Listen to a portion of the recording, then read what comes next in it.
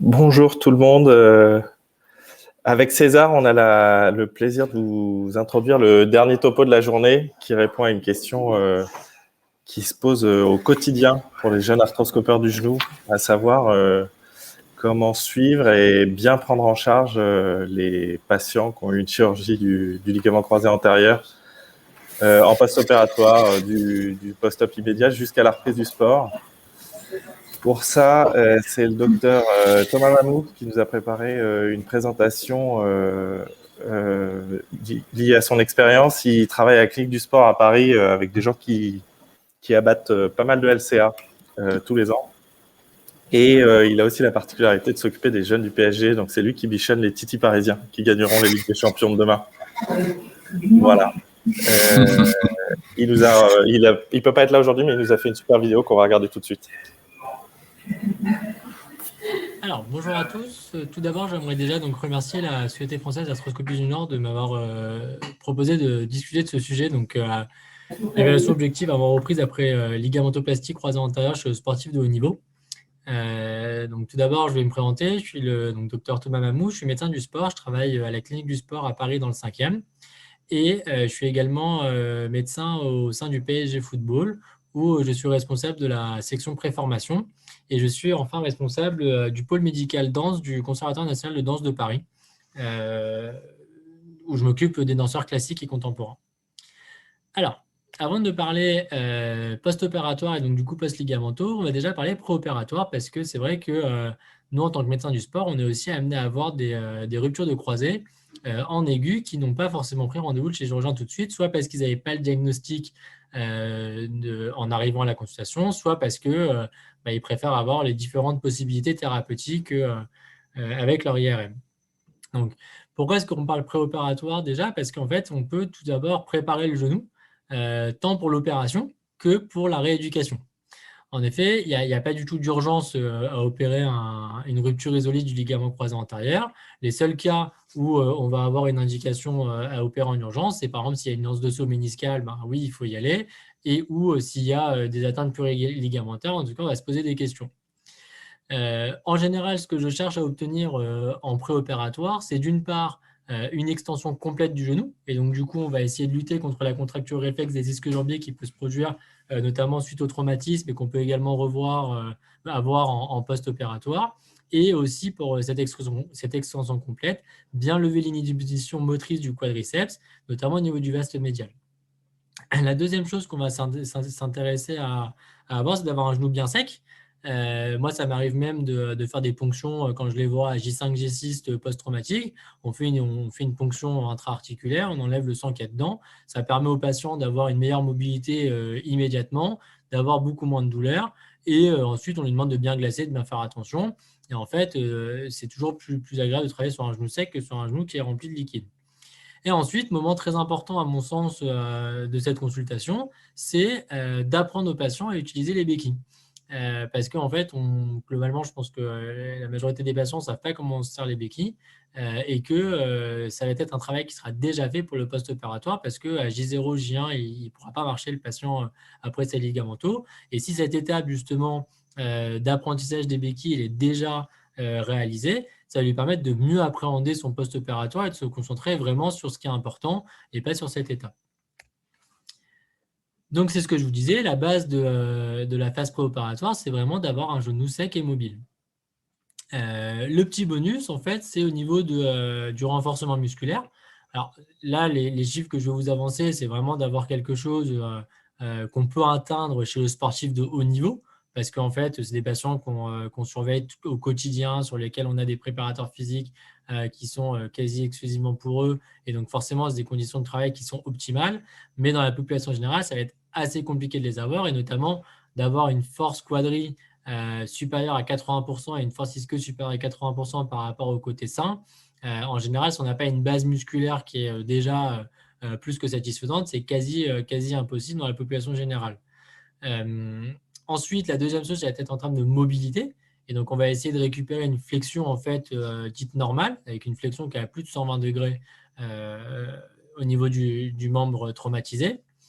Et puis, moi, je profite toujours de cette consultation pour prévenir les patients qu'après l'opération, ils ne pourront pas reprendre la voiture tout de suite, qu'il faut déjà attendre en moyenne 4 semaines post-opératoire pour 2 raisons. La première, c'est que juste après l'opération, il va y avoir un problème pour réagir suite s'il y a une situation qui est un peu imprévue au niveau réactivité réflexe, on peut être limité et donc du coup risque d'accident. Donc balance bénéfice-risque plutôt en faveur de pas de prise de la voiture.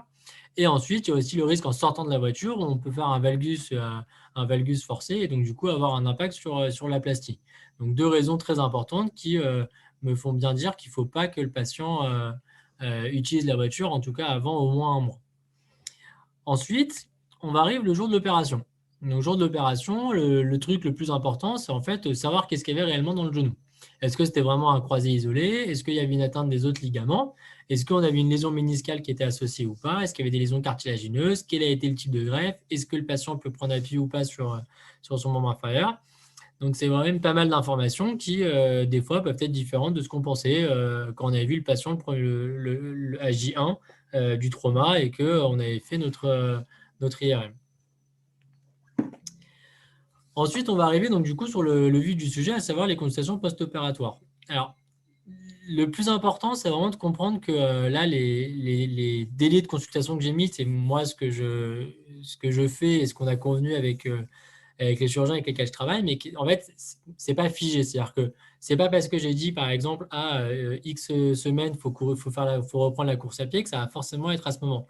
Si on voit que le patient n'est pas prêt, que les tests sont pas satisfaisants, et ben on décale une semaine, 2 semaines. C'est pas un problème. Ce qu'il faut, c'est que chaque étape soit validée pour pouvoir passer à l'étape suivante. C'est vraiment ça qui est important. Donc, l'intérêt, c'est d'avoir un suivi qui est régulier, mais il ne faut pas être trop figé dans cette histoire. D'accord? C'est vraiment d'avoir des guidelines, d'avoir un petit peu un schéma grossier du suivi post-opératoire, plutôt que d'avoir des semaines bien précises. Donc, ça, c'est le schéma que moi, je fais en gros, sur le suivi global de mon ligament, de mon post-opératoire post-croisé. Donc, vous voyez, au départ, on est donc à J0, on se fait la rupture du ligament croisé antérieur. Donc, dès le départ, on met en place la kiné par rapport à ce que je vous disais, notamment pour avoir un genou sec et mobile. Ensuite, on a la chirurgie. Donc, au niveau de la chirurgie, on continue le kiné, juste après la post-opératoire, on démarre le kiné tout de suite. D'accord? L'intérêt, c'est de récupérer les mobilités, la vie quotidienne. Et puis, plus on va avancer, plus on va renforcer, plus on va réathlétiser. Et puis, enfin, on va retourner sur notre sport. Donc, vous voyez qu'à chaque fois, les étapes se chevauchent. C'est vraiment pour bien montrer que les délais de consultation que je mets, c'est un ordre d'idée, mais qu'on est toujours à cheval entre l'étape 1 et l'étape 2. Et il faut un peu tester, voir un peu les différents tests qu'on a et comment est-ce que le patient réagit pour voir s'il peut justement valider l'étape et passer à l'étape d'après. Donc, première visite, moi, je l'ai fait à 3 semaines. Et en fait, là, j'ai globalement 2 points qui sont très importants. Le premier, c'est le risque infectieux, parce qu'on est 3 semaines post-op, donc il y a un risque d'arthrite septique qui est non négligeable. Donc, bien s'assurer au niveau de la cicatrice, voir s'il n'y a pas un écoulement, s'il n'y a pas des signes d'inflammation locale. Et ensuite, deuxième chose que je regarde de manière très attentive, c'est voir s'il n'y a pas déjà un petit flessum. Parce que s'il y en a un, dans ma tête, je me dis attention, risque de cyclope sur les prochaines consultations. Et donc, du coup, je vais mettre en place déjà des petits exercices pour lutter contre ce flessum. Alors, vous allez voir, j'ai essayé d'organiser la consultation à chaque fois sur le même plan, de façon à ce qu'on ait un peu des repères sur la consultation, qu'on fasse toujours un peu pareil pour ne rien oublier. Donc, la première chose que je regarde, c'est au niveau médical. Donc, la première chose, je vais regarder s'il n'y a pas un hématome post-opératoire, s'il n'y a pas une douleur au niveau de l'articulation, s'il n'y a pas un épanchement intra-articulaire. Je vais retester ma plastie, m'assurer qu'il y a bien un arrêt dur, que la plastie elle est bien en place. L'extension active complète, donc par rapport à ce que je disais sur le flessum et le risque de cyclope, moi, je n'hésite pas à donner aux patients des exercices à faire au moment de la consultation si je vois qu'il y a un flessum, même de quelques degrés, où je vais bien lui dire de bien travailler sur ses disques jambiers, parce qu'il y a souvent une contracture réflexe des ischios, notamment quand il y a un DIDT, et du coup, le fait de bien détendre le muscle, ça permet de, justement, souvent en tout cas, ne plus avoir ce flessum sur les consultations qui suivent. Et ensuite, on va aussi regarder au niveau de la flexion. Et en général, à cette consultation, moi, si je suis aux alentours de 90 degrés, je suis plutôt content. Ensuite, la deuxième chose que je vais regarder, c'est sur les gestes de la vie quotidienne. Donc, je vais regarder comment est-ce que le patient il marche. Est-ce qu'il marche normalement ou pas? Est-ce qu'il a besoin d'utiliser des béquilles ou pas? Si oui, est-ce que c'est les 2 béquilles? Est-ce que c'est une béquille? Comment est-ce qu'il utilise les béquilles? Alors normalement, on avait regardé déjà en préopératoire comment est-ce qu'on les utilisait, donc il sait le faire, mais des fois, les patients sont pas toujours à l'aise. Et puis, je vais aussi réinsister sur le fait que la conduite, c'est peut-être encore trop tôt. Ça va arriver, mais on a des patients qui sont plus ou moins à l'aise à 3 semaines. Et donc, il n'est pas rare que j'ai des patients qui ne soient vraiment pas en état de conduire, en tout cas, sans prendre le risque d'avoir un accident. Donc, je réinsiste bien sur ça, qu'il n'y a pas de conduite à ce moment. Et ensuite, je vais faire un petit testing au niveau musculaire et au niveau fémoro-patellaire. L'idée, c'est de voir s'il y a des douleurs, que ce soit au niveau de l'articulation fémoro-pate ou au niveau de quadri-ischio. Je ne vais pas forcément être inquiet s'il y a une douleur parce que c'est assez fréquent.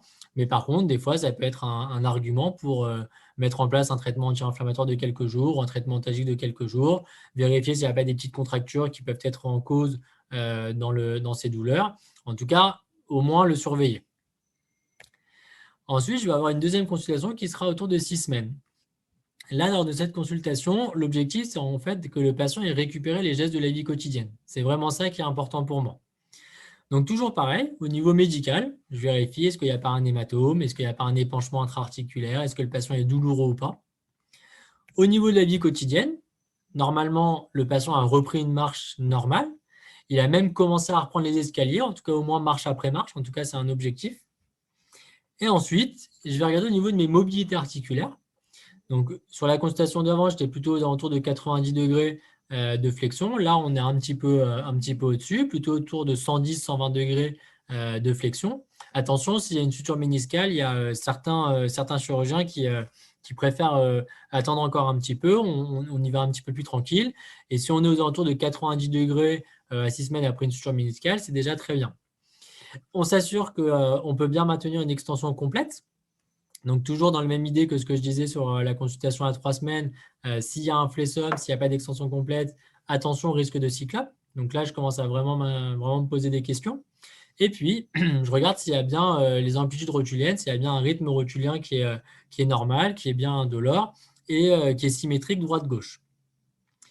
Et enfin, je vais faire mon testing. Et donc, du coup, je vais tester tous les muscles qui me paraissent importants dans les suites de la ligamento. Donc, je vais tester mon quadri, mon ischio-jambier, vérifier qu'il n'y a pas des douleurs, qu'il a bien commencé à travailler avec le kiné sur le renforcement de ça. Bien vérifier que le travail du moyen fessier est également mis en place parce que ça va majorer des douleurs au niveau fémoro-patellaire si le moyen fessier il est un petit peu déficitaire, notamment parce qu'il va y avoir un valgus dynamique qui va accentuer les douleurs. Et puis, vérifier aussi s'il y a bien un travail de proprio, d'équilibre qui est mis en place avec le kiné.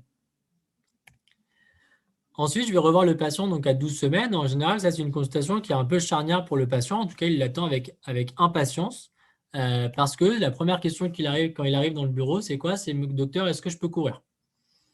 Et donc, du coup, il attend avec impatience que je lui dise oui, vous pouvez courir sans problème parce que vous êtes à 3 mois. Et en fait, la réponse, c'est pas si simple. C'est ce que je disais au début, c'est qu'en effet, autour de 3 mois, c'est le moment où, en tout cas, on se pose la question de faire une reprise de la course à pied dans l'axe. Donc, s'il y a une lésion du LCA isolé, globalement, si la rééducation a été bien faite jusqu'à maintenant, en général, on dit oui. Quand il y a des lésions méniscales qui sont associées, c'est vrai qu'on a tendance à être un petit peu plus prudent parce que, notamment quand il y a des sutures, il y a certains chirurgiens qui même refusent qu'il y ait une reprise de la course à pied avant 4 mois. Donc, ça, c'est un peu fonction du chirurgien avec lequel on est, c'est un peu fonction de l'opération qu'il y a eu. En tout cas, moi, je pense que ce qui est important, c'est surtout d'en discuter avec le chirurgien pour voir quel est le protocole qu'on met en place en fonction des tests qui ont été réalisés et d'où en est le patient et voir avec le chirurgien, avec le kiné, quelle est la décision qui est prise par rapport au patient qui est devant nous. En tout cas, ce qui est hyper important, c'est que si on reprend la course à pied, clairement, on fait une manière très progressive. Alors, on ne va pas aller faire un marathon tout de suite. Et ensuite, l'idéal, mais c'est encore une fois, voilà, ça c'est tout le monde n'y a pas accès, mais c'est vrai que si on peut reprendre ces exercices en piscine ou avec un haltère qui permet en fait de diminuer le poids du corps, ça permet de le contrôler de manière très précise, parce qu'avec l'haltère on peut voir vraiment le pourcentage du poids du corps qu'on laisse dans la machine, et donc du coup, ça permet de vraiment bien vérifier qu'il y a une reprise progressive. Donc ma consultation, c'est toujours le même plan. Premièrement, je regarde au niveau médical qu'est-ce qui se passe. Est-ce que le patient a des douleurs? Est-ce que le patient a des douleurs? Est-ce que le patient a un épanchement? Je vais également faire un test ACLR-SI qui va me permettre en fait de voir au niveau du profil psychologique du patient comment est-ce qu'il est, parce qu'on a clairement mis en évidence qu'il y avait un lien direct sur les suites post-opératoires, facteurs psychologiques et reprise sportive. Ensuite, donc, je n'ai pas mis volontairement l'activité de la vie quotidienne, parce qu'en fait, a priori, à 12 semaines, si tout s'est bien passé, il y a une activité, les gestes de la vie quotidienne sont entièrement, il n'y a pas de limitation particulière, donc c'est pour ça que c'est considéré comme acquis. Donc, je viens sur ma troisième étape, qui est troisième partie de consultation, qui est au niveau de la mobilité articulaire, où là, donc j'ai normalement une extension complète. Et donc, pour le coup, si j'ai toujours un flessum à cette consultation, moi, je prends tout de suite un avis chirurgical. En général, je refais une imagerie, je refais une IRM. Je prends un avis chirurgical parce que si j'ai un flessum qui persiste à 3 mois, malgré tous les exercices que j'ai mis en place avant, que le kiné a mis en place pour justement lutter contre la contracture réflexe des ischios, tout ça, en général, c'est qu'il y a un gros risque de cyclope et donc du coup, imagerie à Vichy pour voir s'il ne faut pas faire un geste. Et par rapport à ma flexion, du coup, normalement, j'ai une flexion qui là est à plus de 120 degrés, qui en fait est une flexion considérée comme normale pour les patients de la vie quotidienne. Et ensuite, je vais faire donc mon testing musculaire. Et donc là, toujours pareil, je regarde au niveau de ma force quadri. Je suis censé avoir une force qui est à peu près à plus de 60% par rapport au côté opposé. Une force ischio qui est à peu près à plus de 50%. Bien évidemment, je ne l'ai pas mis, mais je contrôle toujours mon moyen fessier aussi pour lutter contre le valgus dynamique dont on parlait tout à l'heure, notamment dans les syndromes fémoro-patellaires. Et puis aussi, notamment pour la reprise de la course à pied, moi je regarde toujours où est-ce qu'en est le patient par rapport au triceps osséral, par rapport au mollet, parce que c'est pas rare d'avoir des patients qui ont des déficits musculaires là-dessus. Et en fait, pour ne serait-ce qu'amortir sur la course à pied, pour bien propulser tout ça, c'est hyper important d'avoir une base musculaire mollet qui est là. Et c'est pas toujours, en tout cas, l'œil n'est pas toujours attiré par rapport au mollet. On parle toujours quadri-ischio, ça c'est plus que connu.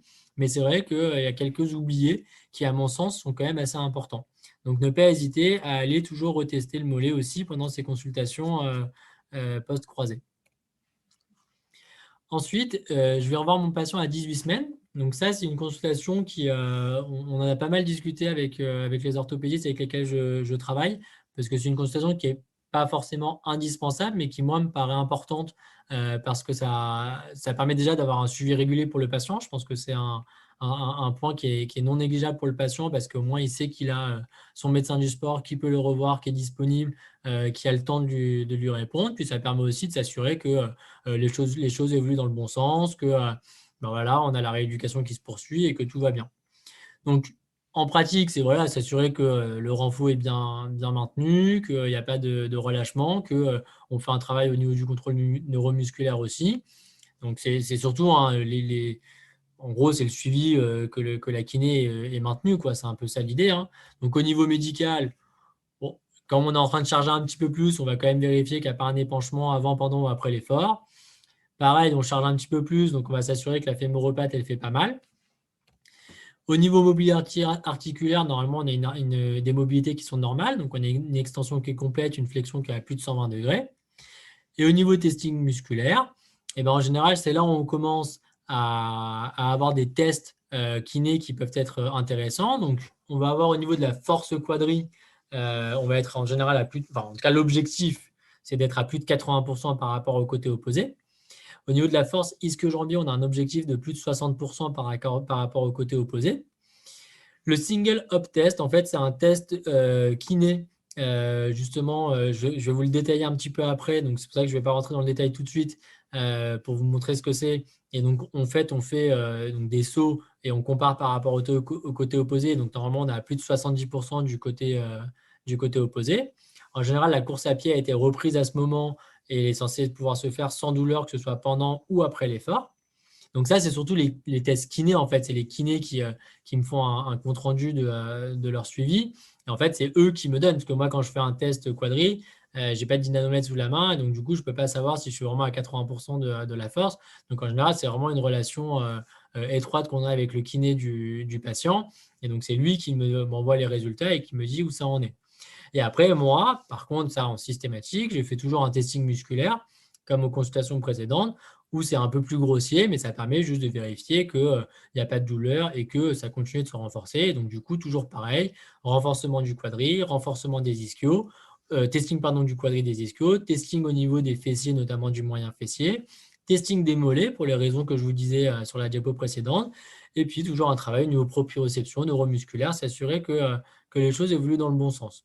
Donc là, c'est une consultation où vraiment, faut travailler avec le kiné avec lequel le patient est suivi, parce que dans le box de consultation, on ne peut pas refaire tous ces tests. Ensuite, donc, on a notre consultation à 6 mois. Donc, 6 mois, l'objectif, ça va être la grande question du patient, c'est docteur, est-ce que je peux faire les changements de direction? Souvent, quand c'est des footeux, c'est docteur, est-ce que je peux jouer au foot? Donc, la réponse, c'est encore une fois, elle n'est pas tranchée. Ça va être pourquoi pas. C'est en fait fonction des tests. On a des tests qui nous permettent de dire si les tests sont validés, oui, vous pourrez reprendre les changements de direction. Mais par contre, si les tests qui sont encore un petit peu trop faibles, et ben dans ce cas, je préfère prendre une semaine, 10, 15 jours de plus, bien donner un coup de boost sur le renforcement, sur le travail proprioceptif, tout ça, pour justement faire reprendre les changements de direction dans de bonnes conditions. Donc, au niveau médical, en général, à ce moment, on refait un questionnaire ACLRSI.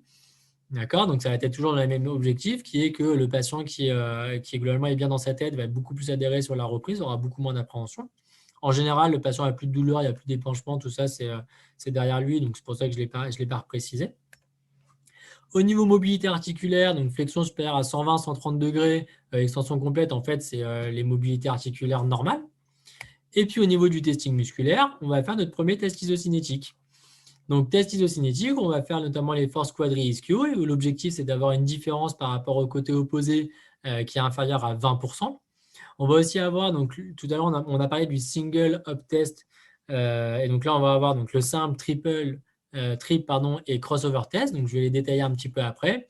Et en fait, c'est des tests que vous allez voir, on va faire comme des triples sauts, et où justement, on va le comparer au côté opposé. C'est si ces valeurs sont satisfaisantes qu'on va autoriser ou pas le patient à reprendre les changements de direction. Et on a aussi un drop jump test, pareil que je détaillais tout à l'heure, qui sont des tests kinés. Donc là, encore une fois, sur cette consultation, on a absolument besoin de travailler avec le kinésithérapeute, parce que c'est lui qui fait ces tests, et donc du coup, c'est lui qui va nous donner les résultats. Ensuite, le patient, en général, il continue sa rééduque, ça se passe bien, il a repris les changements de direction, tout ça, et puis vient la question donc à 9 mois. Et en fait, cette étape, c'est l'étape return to play. En fait, ça va être surtout faire des tests terrain, donc adaptés au sport du patient, pour voir si le patient il est apte à reprendre son sport. Donc, au niveau médico-chirurgical, globalement, plus grand-chose. Normalement, le patient va très bien. S'il est sur cette étape, c'est qu'a priori, il n'a plus de douleur, il n'a plus d'épanchement, il n'a plus rien au niveau médical. Au niveau mobilité articulaire, on est toujours sur une mobilité articulaire qui est dite normale, avec une flexion supérieure à 130, une extension supérieure à une extension complète, pardon. Et ensuite, du coup, on va avoir, Ensuite, on va avoir donc notre testing. Donc nous, c'est vrai qu'au club, au PSG, on a l'accès au test isocinétique assez facilement. Donc on n'hésite pas à en refaire un à ce moment pour bien s'assurer que les ratios sont bons. Après, quand on est en ville, on le refait peut-être pas à 9 mois. On y va aussi un petit peu après avec l'expérience, un peu en fonction des autres tests. On voit si c'est possible ou pas. En tout cas, sur le test isocinétique, on s'attend à avoir une force quadriceps inférieure à 15% par rapport au côté opposé. Et ensuite, donc ça, on en discutait avec les kinés du club qui font beaucoup de tests ISO. On a aussi un deuxième ratio qu'on va regarder, qui est le ratio donc ischio-jambier excentrique 30 degrés secondes sur le quadrique concentrique 240 degrés secondes. Et en fait, quand on fait ce test, sur les sportifs de haut niveau, on attend à avoir un chiffre qui est compris entre 0,9 et 1,4. Donc, on est plutôt, plus on est haut, mieux c'est. Et puis, pour la population générale, on est plutôt sur une différence à moins de 15% par rapport au côté sain. Et ensuite, on a d'autres tests, donc qui sont encore une fois des tests kinés. Donc, j'insiste, d'où l'importance de bien travailler en étroite collaboration avec les kinés, que je vais vous détailler là juste après. Donc, le MICOT, le FMS et le Eclectic Balance Test, qu'on va voir juste après. Et puis, on a les tests spécifiques terrain, qui sont pour le coup propres à chaque sport. Donc, par exemple, au foot, on a des tests terrain où le joueur va d'abord faire passe courte, passe longue, transversale, qu'il va avoir le travail de motricité, le travail technique, conduite de balle. Ensuite, on va faire une étape où le joueur va rentrer dans le cœur du jeu, mais il va être ce qu'on appelle joker, c'est-à-dire qu'il va être dans le cœur du jeu, mais les autres joueurs ne peuvent pas venir au contact de lui. Donc, ça lui permet d'avoir les sensations terrain sans avoir la contrainte mécanique de la pression du joueur adverse. Et puis ensuite, il va faire il va plus être joker, mais il va être dans le cœur du jeu avec la pression adverse. Et ensuite, si tout ça se passe bien, il va reprendre son sport. Et donc en général, on dit que voilà, aujourd'hui, on est plutôt sur du 1 an pour une reprise du sport, en tout cas du foot post-opératoire, que 6 mois, comme ça pouvait être le cas il y a quelques années. Donc ça, c'est par rapport les tests que je vous disais. Donc là, le bilan SLRSI, donc il y a un questionnaire où il y a 12 questions. On a un score qui est à 120. Et en fait, en fonction de ce score, ça a clairement été démontré sur les dernières études qu'il y a un lien direct entre ce questionnaire pour voir l'état psychologique du patient et la reprise sportive. Donc ça, il ne faut pas hésiter à s'en servir. Ensuite, on a donc le test isocinétique. Donc, c'est une machine où on peut permettre en fait de contrôler le nombre de degrés par seconde qu'on peut avoir et la résistance qu'il y a. Et donc, du coup, on teste les différents muscles, quadri, ischio en général, en tout cas sur le croisé. Et on a des rapports qu'on regarde et ça nous donne des valeurs. Et donc, c'est avec ces valeurs qu'on valide ou pas les reprises des différentes étapes. Donc, course à pied, changement de direction et compagnie. Ensuite, on a le FMS, qui est le Functional Movement Test, qui en fait va permettre de voir le niveau du contrôle lombo-pelvien. Ça, ce qui est pas mal, c'est que c'est un truc qui est clairement décrit, qu'il y a des scores qui sont associés, que ça permet en fait d'évaluer la mobilisation globale, que ce soit au niveau haut du corps et bas du corps, et que c'est reproductible. Donc, on peut voir l'évolution du patient au fur et à mesure de la rééducation. Donc, c'est vrai que c'est intéressant d'avoir des tests comme ça, parce que pour le suivi, il n'y a rien de mieux.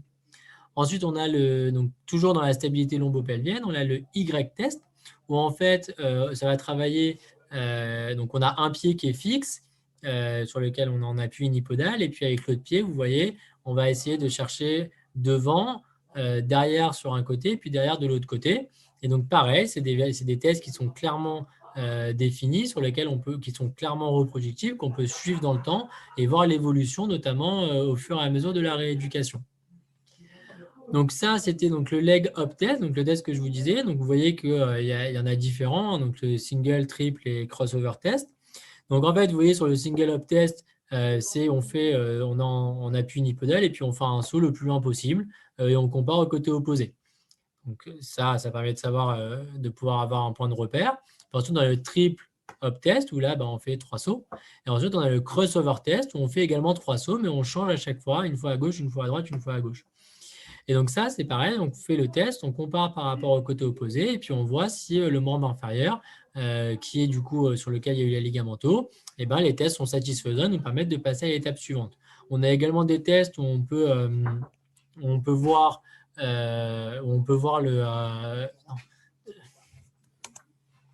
pardon, excusez-moi. On a également des tests où on va aussi pouvoir filmer, ce qui va permettre de voir la durée et puis de voir la rapidité par rapport au côté opposé. Et enfin, on a donc du coup le MICUT test, qui est un test, ça va être notamment très spécifique parce qu'on va tester un peu l'ensemble des mouvements possibles et des contraintes possibles au niveau de l'articulation. Donc vous voyez que le start qui est là en bas à gauche, et donc vous voyez que le patient va partir donc d'abord course en ligne droite le plus vite possible, il va donc sur 5 mètres, il tourne autour d'un plot, il repart en diagonale, il tourne autour d'un plot, il va à gauche, il va à droite, il va à gauche, il va à droite, et ainsi de suite.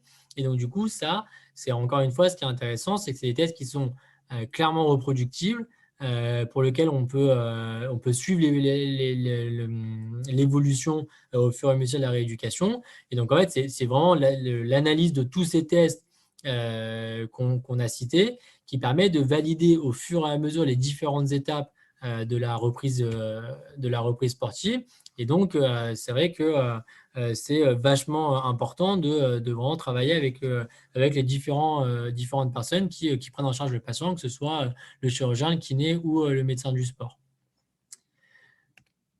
Et donc, du coup, voilà, en général, après, bon, une fois qu'on a fait tout ça, le patient a repris son activité sportive, est très content et tout se passe bien. Voilà, merci à vous et puis, si vous avez des questions, n'hésitez pas.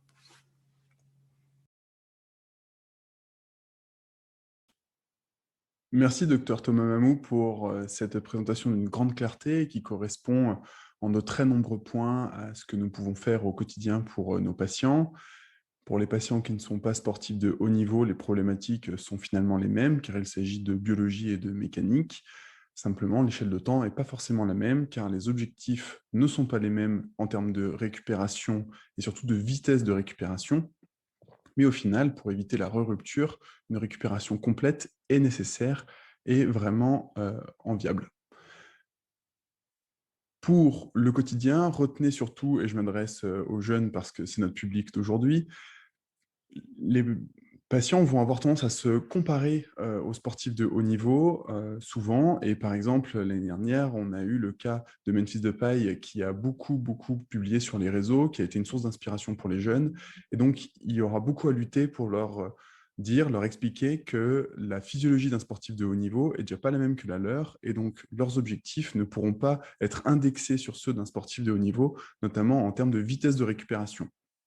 Il s'agit aussi de patients jeunes dont on n'a pas du tout envie qu'il y ait une rupture. Et donc, savoir les freiner quand ils vont trop vite, ce sera vraiment nécessaire. Voilà, c'était surtout pour introduire le sujet. Pour le docteur Thomas Mamou, est-ce que vous avez une durée approximative à nous suggérer concernant la phase aiguë habituellement dans votre pratique? Combien de temps dure-t-elle? Donc, déjà, pour répondre à votre première question concernant la durée de la phase aiguë, moi, en général, je considère que c'est plutôt à peu près aux alentours de quand je fais ma première consultation, aux alentours de 3 semaines, c'est-à-dire où je m'intéresse vraiment au risque post-opératoire, notamment au risque infectieux. En général, après, vers les 4 à 6 semaines, on est plutôt sur la phase subaiguë et le risque lié à l'opération est quand même un petit peu moins présent, en tout cas au moins au niveau infectieux. Est-ce que par ailleurs, vous avez des critères pour arrêter les béquilles? Est-ce qu'il y a des critères simples pour vous pour pouvoir s'en séparer? Par rapport à l'utilisation des béquilles, je pense que ce qui est hyper important, en fait, c'est déjà de pouvoir en échanger avec le kiné, parce que souvent, c'est lui qui est avec le patient et qui fait ce sevrage. Moi, souvent, quand je vois les patients au cabinet libéral à 3 semaines, en général, ils ont déjà lâché les béquilles ou ils sont quasiment à les avoir lâchées. Je pense que ce qui est hyper important, c'est déjà avoir appris à les utiliser avant. Ça, je pense que c'est hyper important. Et ensuite, de faire un sevrage qui est très progressif. Faut pas forcer le patient, faut pas le pousser, faut pas aller trop rapidement. Faut vraiment qu'il enlève. Donc d'abord, il est avec les deux béquilles. Ensuite, il n'utilise qu'une béquille, puis ensuite, il enlève. D'abord, en général, ce que je dis, c'est on les enlève au domicile, on fait quelques pas, on peut se tenir sur les murs progressivement. Et puis, quand ça va, on arrête les béquilles. En tout cas, moi, j'ai pas de critères particuliers. C'est vraiment discussion, patient kiné, remise en charge progressive sur le membre inférieur, et puis on voit comment ça se passe. Et dès qu'on a l'impression que le patient est suffisamment stable, et ben, on lui dit d'enlever une des béquilles, puis ensuite la deuxième béquille. Concernant le déséquilibre quad-ischio-jambier, est-ce qu'il y a un déséquilibre toléré pour vous? Éventuellement, dans quel sens? Et est-ce qu'il y aurait des déséquilibres qui seraient particulièrement péjoratifs, qu'il faudrait compenser et donc surseoir à une chirurgie si jamais le patient se retrouvait dans cette situation? Concernant le déséquilibre entre le quadri et les ischio-jambiers, euh, moi, c'est vrai qu'en général, j'essaie vraiment d'avoir une différence par rapport au côté sain qui est de moins de 15% sur mon test ISO.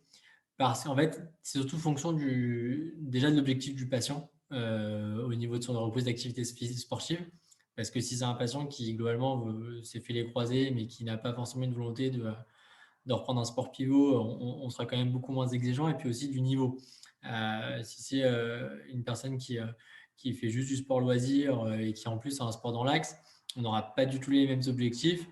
Après, en général, on essaye franchement de s'approcher réellement de cette différence à moins de 15%. En général, quand j'ai des différences qui commencent à être plus importantes, vers 20-25%, j'hésite pas à en discuter avec le kiné et le chirurgien pour voir justement quelle stratégie à adopter.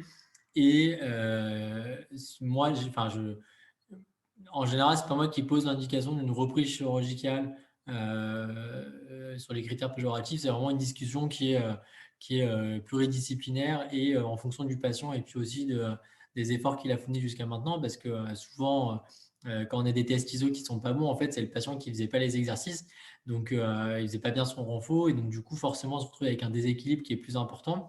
Donc, je pense que ce qui est hyper important, c'est de bien faire comprendre aux patients que là, il faut donner un coup de boost s'il veut avoir un genou qui est stable. Et si vraiment on ne s'en sort pas, dans ce cas-là, c'est discussion kiné-chirurgien, et on voit si, selon les objectifs et selon le niveau sportif du patient et le type de sport du patient, on voit s'il y a en effet une indication à refaire un geste. Mais en tout cas, pour moi, c'est des situations où clairement, je rediscute avec les différents intervenants, et je prends pas ça, enfin, je prends pas la décision seule dans mon coin. Est-ce que vous auriez un truc et astuce pour mesurer 120 degrés, si jamais on a oublié son goniomètre ou qu'on ne sait pas trop s'en servir, pour mesurer les 120 degrés dont vous parlez comme critère essentiel avant de commencer une chirurgie?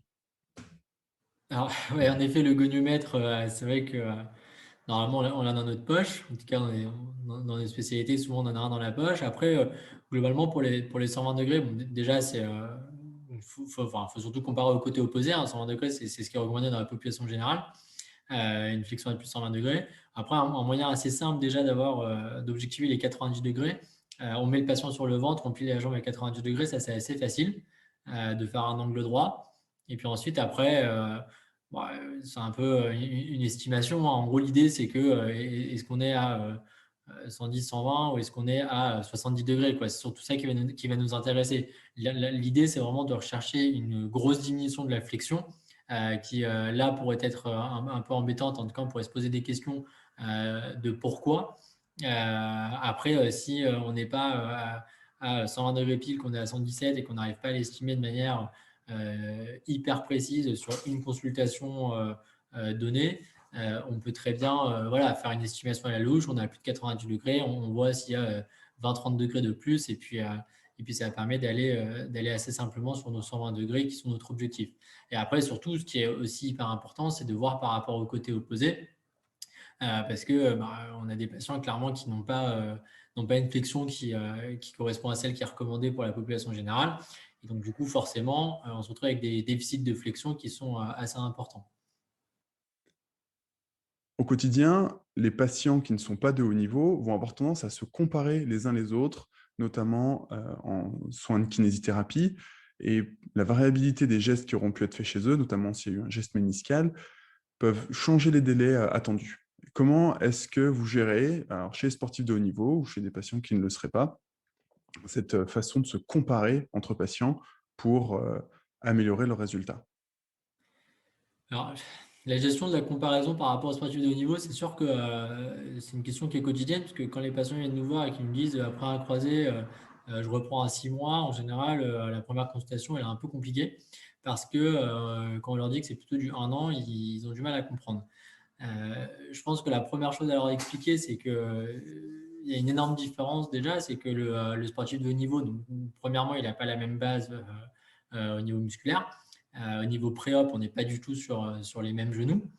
Et ensuite, la deuxième chose qui est essentielle, c'est qu'un patient sportif de haut niveau, que ce soit en pré-op et en post-op, il va y avoir des soins qui vont être quotidiens. Et donc ça, déjà, c'est quand même une énorme différence par rapport au monde libéral où, même en étant avec des partenariats assez solides, on arrive à avoir du 3 séances par semaine, mais clairement, on n'est pas sur des soins qui sont quotidiens. Donc ça, c'est la première grosse différence entre le sportif de haut niveau et le sportif de la population générale. Et après, il y a la difficulté de comparaison entre les sportifs de haut niveau. C'est-à-dire qu'on prend deux grands clubs européens, on va supposer qu'on a les mêmes moyens, en tout cas au niveau soins quotidiens. Et alors là, c'est toutes les difficultés de faire comprendre aux patients que chaque personne est unique, chaque corps est différent, que chacun réagit différemment à telle ou telle situation, stress physiologique ou chirurgie, et que du coup, en fait, on ne peut pas aller plus vite que son corps. C'est vraiment la rééducation, la réponse aux différents tests qu'on fait qui nous permet de valider les étapes et qui nous permet d'aller à l'étape suivante. Donc, je pense que ce qu'il faut bien faire comprendre aux patients, c'est le fait qu'il y a en fait si vous voulez, différents exercices à valider pour passer aux étapes suivantes. Que tant qu'on n'a pas réussi à valider ces exercices, on ne pourra pas, en tout cas, aller plus vite. De bien le faire, lui expliquer le protocole, le faire adhérer au protocole. Et je pense que si le patient comprend bien les raisons pour lesquelles on lui dit, ben voilà, là c'est un petit peu trop juste pour envisager de faire l'étape suivante, et que au moyen de nos tests, qui sont du coup des tests objectifs avec des valeurs chiffrées qui parlent plus facilement aux patients, je pense que ça va être plus facile. Je pense que c'est plus facile que le patient comprenne les choses et comprenne qu'en effet, il ne peut pas se comparer à tel ou tel joueur. Donc, c'est en effet une question qui est assez délicate, mais je trouve qu'elle est plus difficile à faire passer entre joueurs sportifs de haut niveau qu'entre sportifs de haut niveau et population générale. Parce qu'il y a quand même toujours ce côté, quand je suis population générale, je n'ai pas les mêmes accès, je n'ai pas les mêmes moyens matériels et humains. Et donc, du coup, il y a quand même une compréhension plus facile du patient. La raideur des ischio-jambiers est également un sujet qui me tient à cœur, tout comme le réveil du vaste interne. Que pensez-vous de l'écrase-coussin? L'exercice de l'écrase-coussin, pardon, l'exercice de l'écrase-coussin, en fait, ce qui est un petit peu contre-productif, on va dire, c'est que quand on a justement notre genou qui est fléchi, du fait du coussin qui est situé sous le genou, en fait, et qu'on cherche à l'écraser, en fait, on va avoir une contraction et du quadriceps et de l'ischio-jambier. Et donc, du coup, en pratique, on ne sait pas trop ce qu'on travaille, on ne sait pas comment on le travaille.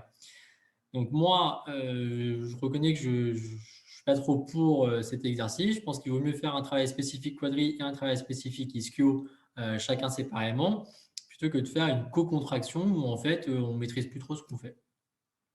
Les patients sont souvent inquiets de leur flexion maximale. Et que leur dites-vous concernant la récupération du talon-fesse en termes d'objectifs ou en termes de durée pour la récupération? Concernant la flexion maximale du talon-fesse, en fait, ce qu'il faut déjà avoir en tête, c'est qu'elle est, objectivement, elle est hyper rare dans la population générale, en tout cas, surtout chez les footeux. Donc, est-ce que c'est un objectif en soi? Je ne suis pas certain. Je pense que c'est un peu ce que je disais tout à l'heure par rapport à la flexion de 120 degrés. Donc, l'objectif, population générale, c'est normalement une flexion à 120 degrés. Après, je pense que ce qu'il faut, c'est déjà comparer au côté opposé. Parce que s'il n'est pas à talon-fesse côté opposé, globalement, je ne suis pas certain qu'il arrivera au talon-fesse au niveau du côté opéré.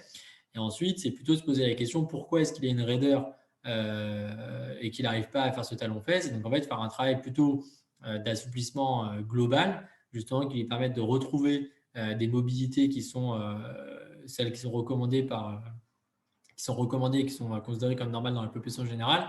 En tout cas, j'en fais pas un critère de récupération et un objectif de récupération non discutable. Moi, ce que je veux, c'est qu'il ait une flexion qui soit à plus de 120 parce que ça reste mes recommandations. Après, surtout, je fais une comparaison côté opposé. C'est surtout ça qui va m'intéresser. S'il a une flexion qui est à 70 degrés ou qui est à moins de 90 degrés, clairement, c'est pas normal.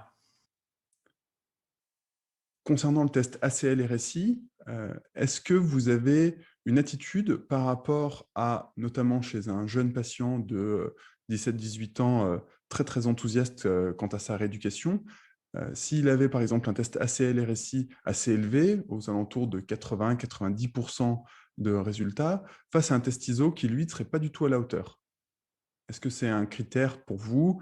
Est-ce que vous avez une attitude particulière par rapport à ça? Concernant le SLRSI, qui clairement a montré que c'était un critère qui était hyper important sur la reprise de sport. En fait, moi, c'est vrai que pendant mes consultations, les premières consultations, je reprends souvent le protocole en fait avec le patient, où je remets justement les différents critères et objectifs de chaque étape. C'est-à-dire que quand on a un critère SLRSI qui est positif, quand on a un test ISO qui est négatif, pour moi, c'est comme si on avait fait que la moitié du parcours. Et que en fait, on a toute une moitié qui reste à faire. Et donc, du coup, c'est la raison pour laquelle on ne peut pas passer à l'étape supérieure. Donc, ça, c'est un peu ce que je disais tout à l'heure sur l'explication du patient pour qu'il adhère au programme. Moi, je n'hésite pas à vraiment détailler le protocole, bien lui mettre en évidence qu'on va avoir un objectif donc, qui est au niveau psychologique, qui est un premier critère. Un deuxième objectif critère qui va être au niveau mobilité articulaire, au niveau amplitude articulaire. Un troisième objectif qui va être au niveau de la force pure. Un quatrième objectif qui va être au niveau des tests qu'on va faire, que ce soit les up tests ou MICOT ou autres tests, que ce soit les critères de test terrain, et qu'en fait, chaque test est important. Il n'y a pas un test qui est plus important qu'un autre. Pour moi, c'est si le patient il a bien compris ça, qu'il faut que tous les tests soient mis sur un même pied d'égalité et qu'il ait validé chacun des tests pour pouvoir passer à l'étape suivante. Je pense, en tout cas jusqu'à maintenant, c'est ce que j'ai pu voir au fur et à mesure de mes consultations, mais je pense quand même que c'est plus facile pour le patient d'adhérer au programme. C'est sûr que le patient, dès qu'il va commencer à retrouver des sensations, il va être hyper content, il va vouloir prendre le ballon tout de suite. Mais si dès le départ, ça a annoncé que la reprise du ballon ne va pas se faire dans les premières semaines, et que ce n'est pas parce qu'il a envie de le faire qu'on va lui dire bah, ok, vas-y. Je pense que c'est plus facile à gérer cette excitation entre guillemets de reprise sportive. Merci pour votre exposé, merci pour votre réponse, merci à la SFA Junior pour cette invitation. Courage aux jeunes, courage pour la suite, restez curieux, bougez, et on se revoit un peu plus tard pour discuter du cercle des compagnons de l'arthroscopie. Bonne journée à tous. Bien, super topo de Thomas Mamou. En tout cas, moi, je me suis régalé. Je trouve que c'était très complet. Donc, un grand merci à lui. Je crois qu'il n'y a pas grand-chose à rajouter avec les bonnes questions posées par Jérémy Cognot dernière. Voilà, je crois qu'on a bien compris que les suivis du croisé, c'était partagé et c'était important que ce soit associé avec des médecins du sport et des rééducateurs parce que bon, ça va permettre de sortir un peu du fameux Lachman, hein, qui est la seule chose qui nous intéresse en tant qu'orthopédiste. Et donc, ça donne une vision plus large du suivi. Et je crois que c'est assez important d'avoir des œils un peu différents sur la rééducation. Donc, merci à eux. Je vais donner la parole, du coup, à Corentin, qui a la lourde tâche de clôturer cette magnifique journée. Et je ne sais pas s'il est là, Corentin.